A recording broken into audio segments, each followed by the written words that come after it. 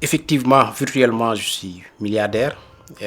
C'est vrai, ñu ngi may jiiñ ni waa Amadou Ba daf ma jox 3 milliards man ak yeneen ñaari juge ci conseil constitutionnel muy Cheikh Tidiane Koulibaly ak Cheikh Ndiaye boole ci Thierno Alassane Sall aussi xam naa séddoo bi dina xaw a doy waar.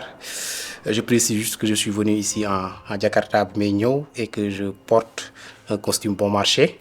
Et que si je 3 milliards, peut-être à cet instant précis, je serai avec ma petite famille dans une île pour croquer la vie à belles dents. Mais bon, en tout état de cause, Tchaoli Liko Indi, lenn la moi le 13 janvier.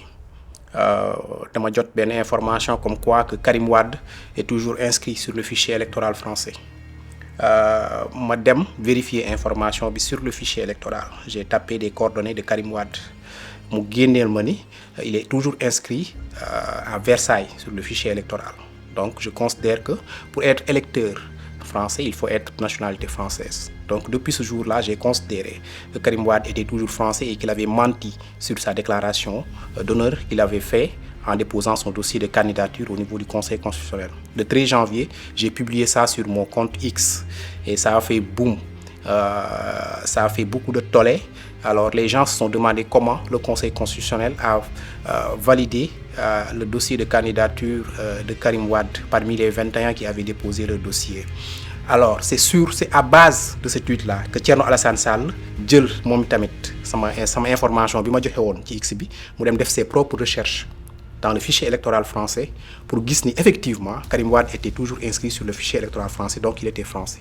Ci le 16 janvier moom mu jël ay dossiers documents yooyu nga xam ne daf ko tiré woon ci internet bi dem déposer ko au niveau du Conseil constitutionnel pour faire un recours contre la candidature de Karim Wade. Dafa am lu xew nag ci diggante bi mooy entre-temps le 11 janvier j'ai reçu un message d'un conseiller de Thierno Alassane Sall bu may wax ni Thierno daf ma bëggoon a rencontrer. Ma ne ko semaine bi dama am jot parce que damay déplacé wu ak le doyen Alioune Tine à l'intérieur du pays. Effectivement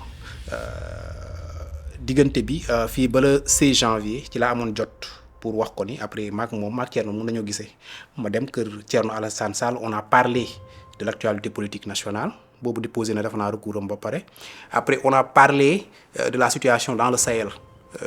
Plus précisément Niger, Burkina, c'est une situation politique yi ñuy dund yëpp ak on a parlé aussi de la constitution du Sénégal, respect bi nga xamante ni moom lañ ko war a jox malgré tout et tout. On a discuté pendant 1h30 et il n'a jamais été question de discuter de Karim Wade ou de l'élection des juges du Conseil constitutionnel, etc. Et c'est la première fois ma doon gis Thierno Alassane Sall, c'est aussi la dernière fois ma ko doon gis te li gën a tax ma dem mooy doyen Alioune Tine daf ma copté pour ñu ànd gis les 21 candidats yi nga xamante ni Conseil constitutionnel moom lañ validé woon seen dossier ñun dañ leen di gis pour tenter un dialogue de la dernière chance pour que le reste du processus électoral soit sauvé. Looloo tax ma gënoon dem te bi ma demee loolu laa ko gën a ñaax ma ne ko su ma sañoon nga rencontrer le doyen Alioune Tine parce que rencontré nañ déjà des candidats comme Serigne Mboup, Rose Wardini, Boubacar Camara et autres. Donc yow bëggoon nañ la rencontrer. Après mu jox ma accord am après il m'a demandé d'appeler le doyen Alioune Tine pour lui dire que qu'on va fixer un rendez-vous dans la semaine. Donc loolu moo taxoon ma gën fa dem. Léegi le 16 janvier le 17 janvier du mois. 17 janvier primature France génne benn décret le 17 janvier primature France génne benn décret boo xamante ne ñu ko signé le 16 janvier pour wax ni Karim Wade ak 7 autres personnes venaient de perdre leur allégeance vis-à-vis de la France, c'est-à-dire perdre nañ seen nationalité. Donc ñu jàng ci loolu ma jël décret boobu publier ko encore sur mon compte X pour montrer à l'opinion que quand Karim Wade déposé son dossier de candidature et qu'il faisait une déclaration sur l'honneur di wax ni le 23 décembre bi muy déposé candidature il était exclusivement de nationalité sénégalaise, c'était archi faux parce que France wane nañ ni le 16 janvier la perte nationalité. Donc muy doon loo xam ne preuve bu incontestable boo xamante ni bi Thierno Alassane Sall déposé recours bi après conseil constitutionnel ci loolu lañ sukkandiku ni Karim Wade bi muy déposé dossier bi n'était pas français, donc il a menti sur sa déclaration sur l'honneur, donc sa candidature ne pouvait pas être recevable. Léegi nag ñu ñëw ba le 20 janvier conseil constitutionnel dañuy réunir pour joxe liste définitive, c'est-à-dire dafa amoon ay recours entre temps comme mooy recours Thierno Alassane Sall ak les 41 autres recalés. Donc il y avait en tout près de 45 recours à vider ce jour-là entre 12h et 21h. Donc bi ñu commencé vider recours yi vers 13h30 j'ai reçu une information de ma source mooy wax ni les recours de Amadou Ba déposés contre les candidatures de Bassirou Diomaye Faye et de Cheikh Tidiane Dièye ont été rejetés et que la candidature de Karim Wade a été jugée irrecevable. Ma ne ko mun ma waaw. Donc cette même source là nga xamante ni bi commission contrôle parrainage yi démarré en décembre jëm janvier moom moo ñu doon jox information yi nga xamante ni candidature yi ñuy validé parrainage yi ñuy validé ak parrainage yi invalidé bien avant mandataires yi di génn locaux conseil constitutionnel moom daf ñu doon jox information yi te ñu ko doon publier. À l'époque ça ne posait pas problème su fekkee man maa doon njëkk a publier information parce que Bassirou Diomaye Faye bi ñu validé candidature dem c'est moi qui a été le premier à publier l'information. D'ailleurs en 5 minutes le tweet a fait 50 000 vues. C'est xaw ma ndax ci histoire du Sénégal benn tweet mos na virale noonu. En 5 minutes le tweet a eu 1500 j'aime et 50 000 vues. C'était incroyable. Donc tout le monde attendait qu'on valide la candidature de Bassirou Diomaye Faye ce jour-là. Donc pour wax la ni yàgg naa joxe information balaa la source officielle. Donc pourquoi samedi 20 janvier à 14 ma jotee sama information bi à 13h30 j'ai resté jusqu'à 14h56. Pourquoi? Parce qu'il fallait entre-temps accuser le coup, parce que c'était tamit une information de taille. Parce qu'on voulait d'annoncer l'invalidation de la candidature de Karim Wade du PDS, un grand parti boo xamante ni Sénégal la nekk.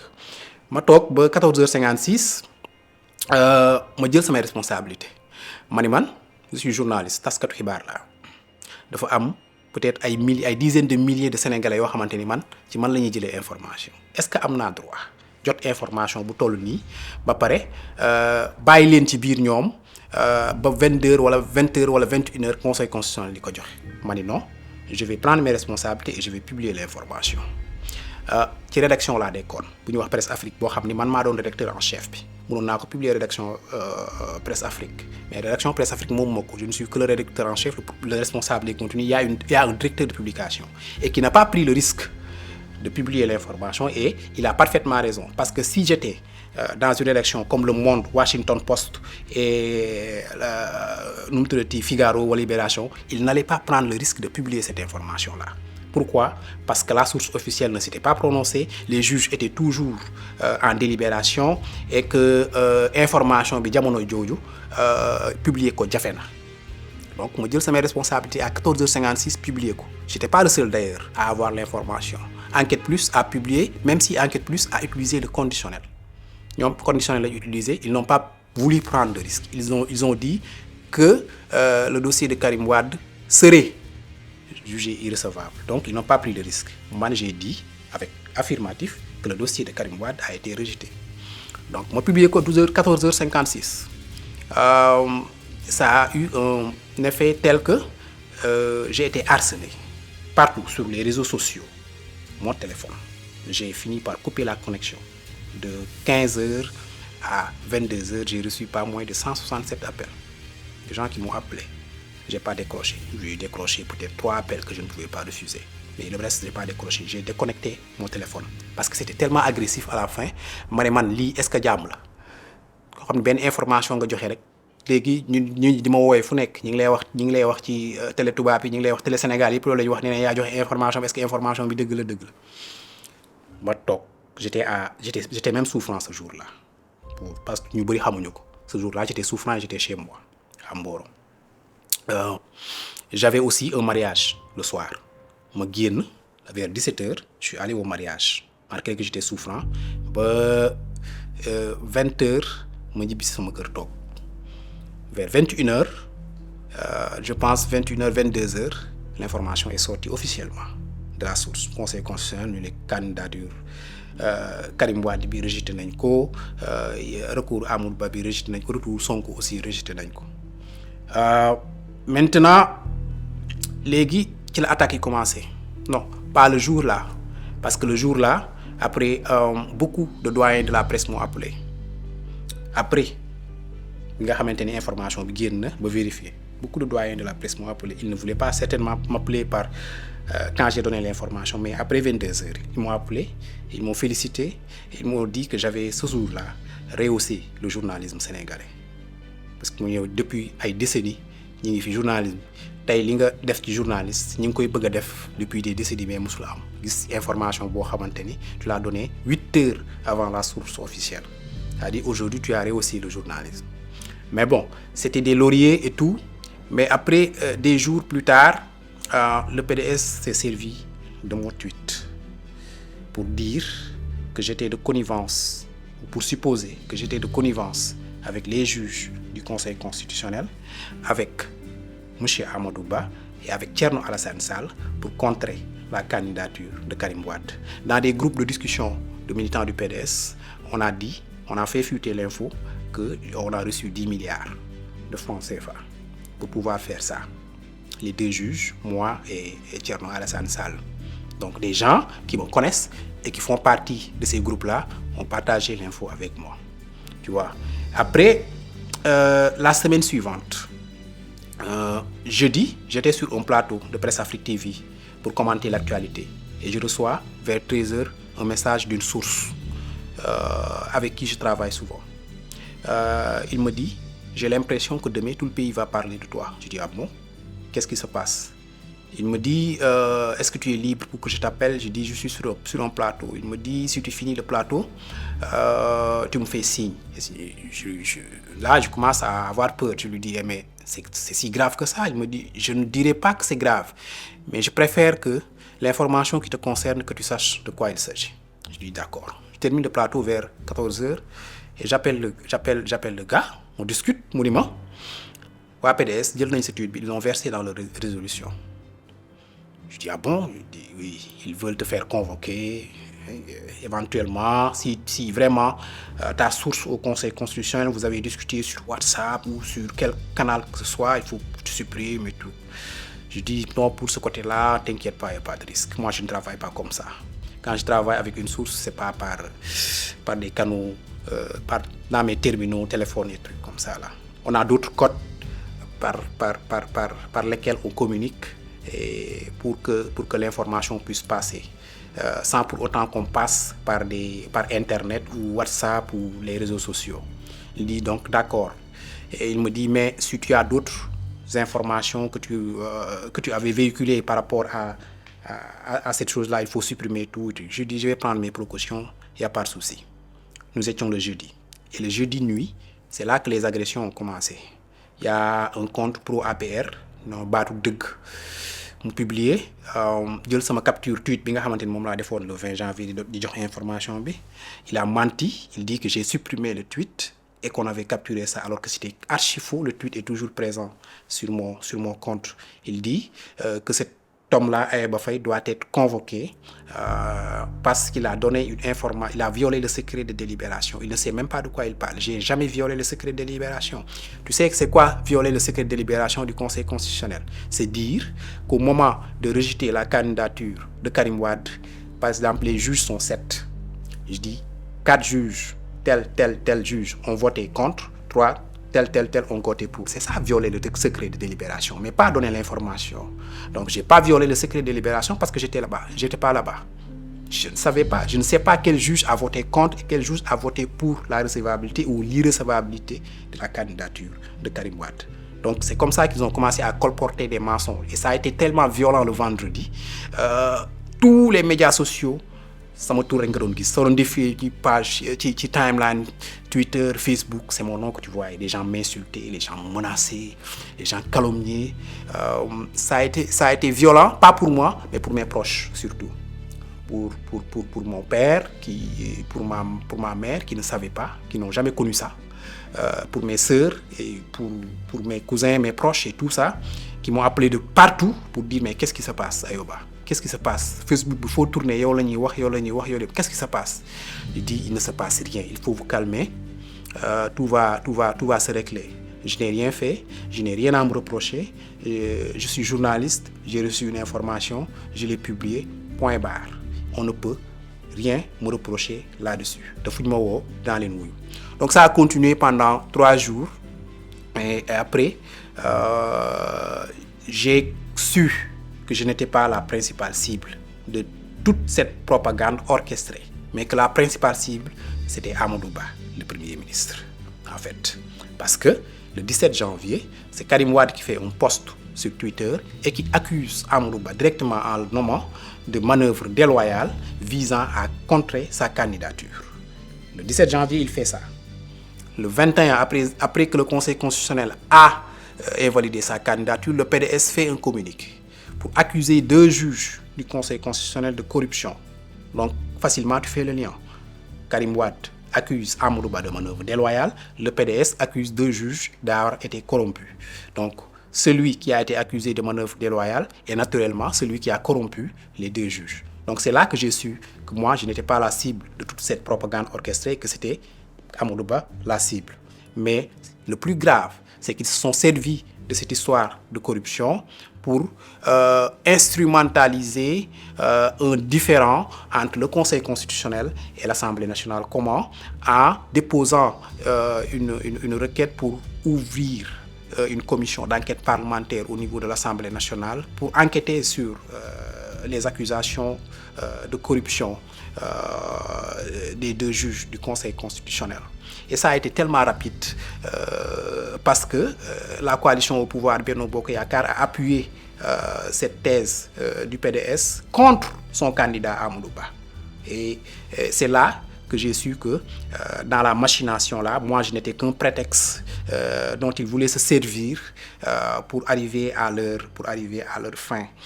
Donc finalement, ils sont arrivés à leur fin parce que la commission d'enquête a été montée. Ma source avait raison parce que mon nom a été cité dans la résolution que le PDS a déposée sur la table du bureau de l'Assemblée nationale, disant que j'ai violé le secret de délibération et que j'avais donné l'information à 14h56 alors que l'information officielle n'est sortie qu'à 22h. Donc par la suite, ils ont créé une sorte de crise entre le Parlement et le Conseil, les juges du Conseil constitutionnel. Les juges du Conseil constitutionnel ont fait un communiqué eux aussi pour setal seen der et puis pour mettre en garde tous ceux qui les accusés de corruption et puis aussi pour dire qu'ils vont rester debout et continuer le processus électoral. Ça, c'est important pour la suite parce qu'après, quand le président de la République s'est mis face à l'opinion le 3 février dernier, il a dit qu'il y avait un différend entre le Conseil constitutionnel et le Parlement. Donc c'est sur ça qu'il s'est appuyé pour dire qu'il y avait des suppositions de corruption. Est-ce que vous imaginez la gravité? Un président de la République, normalement l'homme le plus renseigné du pays, il dit qu'il y a des suppositions. C'est-à-dire sur la base de suppositions, il abroge le décret qui devait convoquer le collège électoral et reporte de facto notre élection présidentielle sur la base de suppositions. Et je précise que jusqu'à présent, aucun élément de preuve n'a été déposé sur la table et du bureau de l'Assemblée nationale et du président de la République. Waa PDS ci ay njort ak tuuma la ñu teg ni Amadou Ba dafa corrompre juge conseil constitutionnel bi te kenn ci juge muy Cheikh Ndiaye sax porté na plainte te bi muy porté plainte le plus drôle c'est qu'il a porté plainte contre X. Xam nga lu tax mu porté plainte contre X? Parce que les gars du PDS n'ont même pas le culot de signer leur communiqué. Ils n'ont même pas le culot de mettre le cachet du PDS sur leur communiqué pour donner naturellement aux accusés de pouvoir les poursuivre en justice. Parce que mënoo leen poursuivre en justice doo xam koy poursuivre parce que signé wuñu communiqué bi defuñu ci cachet. Donc il a porté plainte contre X. Au lieu procureur bi jël plainte magistrat bi instruire ko ubbi enquête parce que bu ubbee enquête rek instruire plainte bi rek seen commission enquête parlementaire bi dafay daanu ci suuf. Donc le procureur a laissé passer comme ça. Léegi commission d'enquête bi nag daal di jël dossier bi waa PDS tënku ci loolu dugal projet de loi proposition de loi biir assemblée pour reporter élection bi. Ñu ne dañ koy reporter 6 mois. Loolu lañ proposé woon dañ koy reporter 6 mois. Macky Sall ci loolu la basé wu pour reporter suñu élection ci proposition de loi bi. Après ñu forcer proposition de loi bi lu tax dañ koo forcer mooy keroog adduna bi yëpp gis nañ ni ay gendarme lañ dugal ci enceinte hémicycle bi délogé avec violence certains députés ont été même violentés, brutalisés par les forces de défense et de sécurité. Ñu génne leen mu doon image bu ñaaw boo xam ni wër na ci àdduna ba pare ñu voté seen proposition de loi bi reporter élection mu doon un coup de poignard sur le dos du peuple, parce que damay rappeler ni le peuple a le droit exclusif d'aller aux urnes pour choisir son président durant les 5 prochaines années. Loolu la leen Macky Sall xañ fi mu toll nii le droit sacré du peuple à choisir son président, parce que Macky Sall li mu wax mooy dama fiy toogaat ba 15 décembre alors que peuple bi contrat am ak Macky Sall le 2 avril lay jeex, parce que ñoom ñoo ko faloon 2012 ñoom ñoo ko falaat 2019 pour 5 ans, et l'article 103 de la Constitution dit de manière claire que la durée du mandat, le nombre de mandats consécutifs du président de la République ne peuvent pas faire l'objet de révision. Kenn mënu ko laal, kenn mënu ko réviser. Loolu la article 103 bu constitution wax. Léegi nag li Macky Sall dugal te muy lu dangereux ci suñu kii mooy ñëw na article boobu mu joggi ko prolonger son mandat jusqu'au 15 décembre. Nii mbir yi noonu la demee te léegi nag ba léegi fi may wax ak yow di waa PDS génnewuñu benn preuve que ni Amadou Ba dafa corrompre les juges du conseil constitutionnel. Amul benn preuve ci ay tuuma moo tax ñu dàq suñu élection. En tant que Ayoba xam man journaliste la. Un journaliste pour man c'est une sentinelle de la démocratie. Da nga war a xeex pour démocratie, pour être quelqu'un qui surveille le bon fonctionnement des institutions et de la démocratie dans ton pays.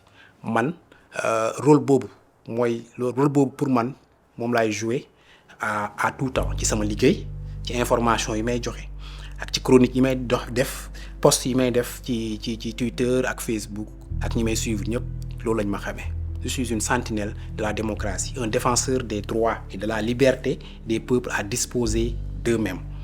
Parce que Sénégal dañoo yàgg a bàkke vitrine démocratique. Donc bu ñu la yàggee bàkke vitrine démocratique tey jii ñu dem ba ci réew moomu nga xamante ni la ñuy wax vitrine démocratique ñuy jàpp ay journalistes di leen tëj, ñuy tëj ay télé di nangu seen licence télévision, ñuy tere nit ñi ñu marche, kenn mënatul marche Sénégal, ba pare ñuy jàpp ay activistes parce que tout simplement dañoo posté ay emoji ci Facebook bi, ngay gis ni suñu démocratie kon ndërmeelu na. Bu suñu démocratie ndërmeeloo, démocratie saa yu ndërmeeloo dafa am ay ressort yoo xamante ni waruñu ndërmeelu, muy la presse surtout li ñuy woowee le 4e pouvoir te pour man mooy le premier pouvoir. Bés bu ñu demee ba presse bi ndërmeelu ci réew boobu réew mun nañ koo sànq facilement, parce que li ñuy wax les 3 pouvoirs au Sénégal, le pouvoir législatif, judiciaire et législatif, séparation bi ñëpp xam nañ ni amul. Boo jëlee le pouvoir judiciaire ak le pouvoir législatif seen lien yi xam nga lu tax amul séparation, parce que le procureur de la République bi nga xamante ni mooy le chef des parquets, le chef du parquet, chef des poursuites, moom mi ngi dépendre ci ministre de la justice. Le ministre de la justice dépend du premier ministre.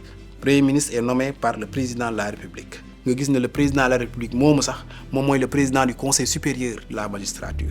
Kon xam nga ni suñu indépendance justice dañ koy wax nii rek, mais c'est une indépendance de façade, amul. Donc nga ñëw ci législatif bi gis nga loi bi keroog nañ ko voté, président bi mooy toog fële bëgg lu ko neex mu wax ay député mu voté leen lii mécanique, majorité mécanique ñu dem voté li ko neex sans seet lan la askan bi bëgg. Donc 3 pouvoirs yooyu nga xamante ni ñoo war a ku ci nekk da nga war a surveiller sa morom. Bu ñu demee ba ndërmeelu presse bi rek moo fi des pour surveiller la démocratie. Léegi nag bu fekkee nag presse bi lu ci bëri dañ koo ndërmeel nga xamante ni ñun ñëpp fu mu toll nii groupe de presse yu mag yi nekk gën a mag Sénégal yëpp defatuñu seen rôle de sentinelle de la démocratie. Ay nit ñu mel ni man yoo xamante ni seen pouvoir bariwul ñooy nekk ci réseaux sociaux yi di coow ak ci yenn site internet yi di wax def suñu kéem kartan ak li ñu yàlla cëralee ci influence ak lu ndëw moo tax ñu koy jéem a xeex, même si fii dañ ciy recevoir ay menaces même si dañ ci nekk ci ay emploi yu précaire nga ñëw Walfadjri ñu employé la barki démb 2 jours après ñu retirer la licence après tu te retrouves comme ça voilà en chômage technique tout simplement parce qu'il y a un pouvoir qui est là et qui ne veut pas d'une presse libre et indépendante, parce que dans tous les pays où il y a une presse libre et indépendante, les populations sont difficiles à gouverner. C'est Mussolini qui disait que dans tous les pays où l'on enseigne la philosophie, la jeunesse est difficile à gouverner. Aujourd'hui, ça se répercute sur le travail de la presse. Dans les États-Unis ou en France, ils ont une presse forte. loo xamante ni bu gouvernement bi jàddee yoon da ngay gis bu ñu dóoree ci gouvernement bi tout de suite l'opinion les suit et voilà léegi problème askan bi yëpp dañ ciy taxaw te dafay régler. Donc presse boobu nag tey jii le régime bi fi nekk bëgg a nasaxal donc moo tax genre yu mel ni man te bëri naa ci ay morom aussi peut-être des centaines yoo xamante ni ñu ngi fi, peut-être influence bi ma am peut-être ñoom amuñu ko, mais je me considère un peu comme leur ambassadeur, que ñu ngi ci suuf ñu ngi xeex léegi xeex boobu ñuy xeex léegi la ñu bëgg a jël porter ko devant l'opinion nationale et internationale. Donc je vais un peu encore vous donner une exclusivité dans ce sens-là, que ni on a décidé man ak sama benn on a décidé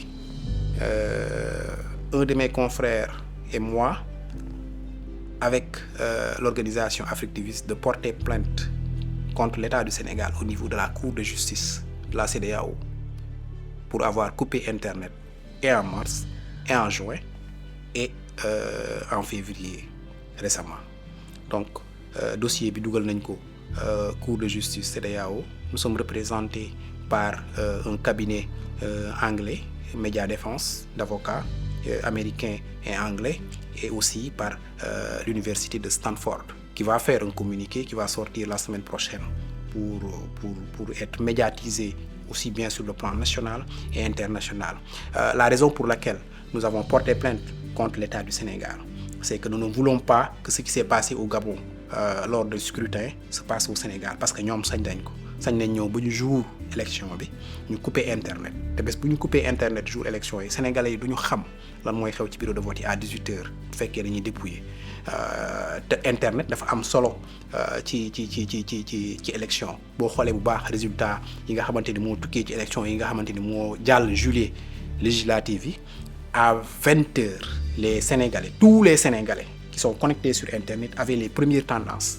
À 20h tout le Sénégal savait que la coalition au pouvoir avait perdu la majorité absolue à l'Assemblée nationale. te loolu internet moo tax sénégalais yi xam ko ak rajo yi ak télé yi. bu fekkee nësaxal nañu rajo yi nësaxal télé yi bëgg a couper internet jour scrutin, loolu day nësaxal scrutin bi te résultat yi génnee ci urne yi mën na am sénégalais yi duñ jot résultat dëgg yi, parce que Gabon noonu lañ def couper internet bi pendant 96 heures.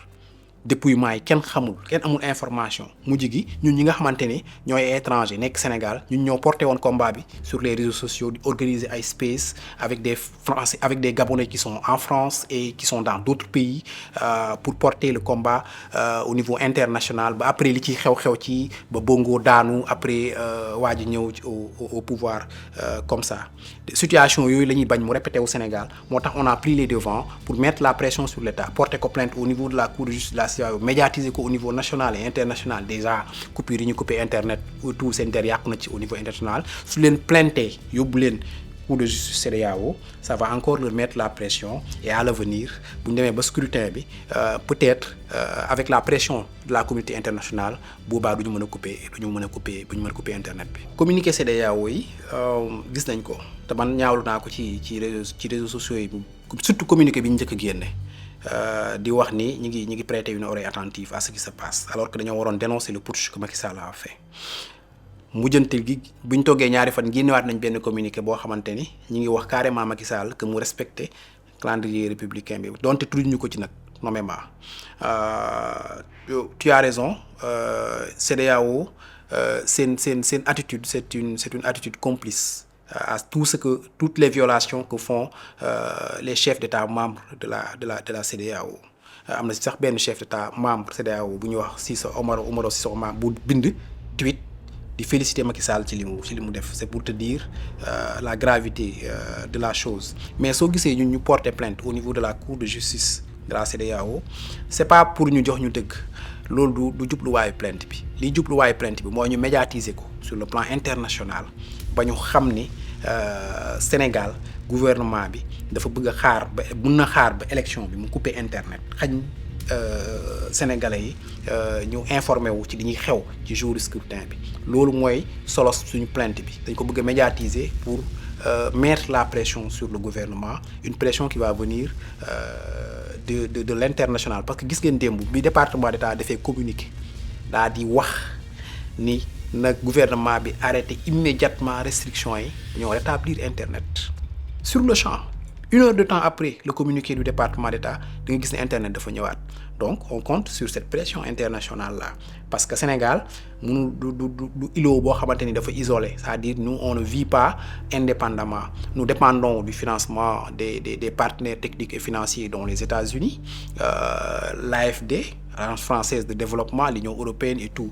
ñooñu bu ñu téyee seeni gafaka ci suñu réew suñu économie bi day sooxe te bu sooxee day indi explosion à l'intérieur te ñun dañoo am ay ressources yoo xamante ne ñoom dañu cee def seen ay koppar yu bari di xaar di xaar un retour sur investissement. Donc ñoom réew mi yëngu du leen arranger moo tax lépp lu ñu mën ci pression dañ ko def ba stabilité bi continuer ci réew mi moo tax nag démarche yooyu ñun ñu koy def pour un peu titiller la communauté internationale ñu réagir. li xew Sénégal ndax am coup d'état la wala du coup d'état mënoo ko tuddee leneen lu dul coup d'état, amul beneen tur wax naa la léegi ne article 103 bu constitution mooy wax ne la durée du mandat, le nombre de mandats consécutifs du président de la République ne peuvent pas faire l'objet de révision. Kenn waru ko laal et clause d'éternité lañ ko tëjee dañ ko verrouiller kenn waru ko laal.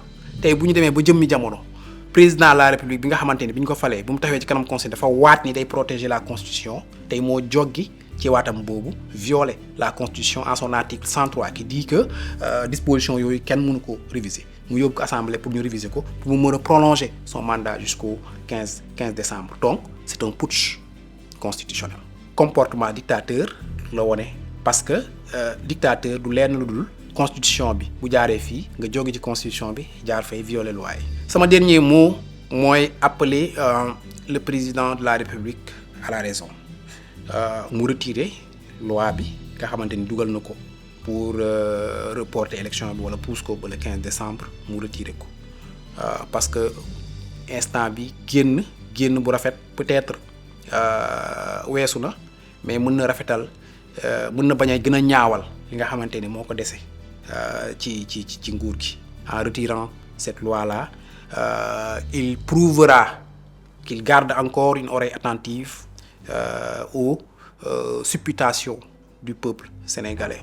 te bés bu retirer loi bi dina ci jëlewaat peut-être redorewaat image am ma koy waxaat tamit que ni ñi nga xamante ni ñoo ko wër di ko gëmloo ni lii mu bëgg mën naa jàll ñu ngi koy nax te ñu ngi koy sànq bu leen toppee ci loolu ñu bëgg nga xamante ni dañoo bëgg a toog ci nguur gi ba faw bu leen toppee ci li mu bëgg mooy forcer pour toogaat fi ñooñu ñu ngi koy nax parce que loolu mënul jàll.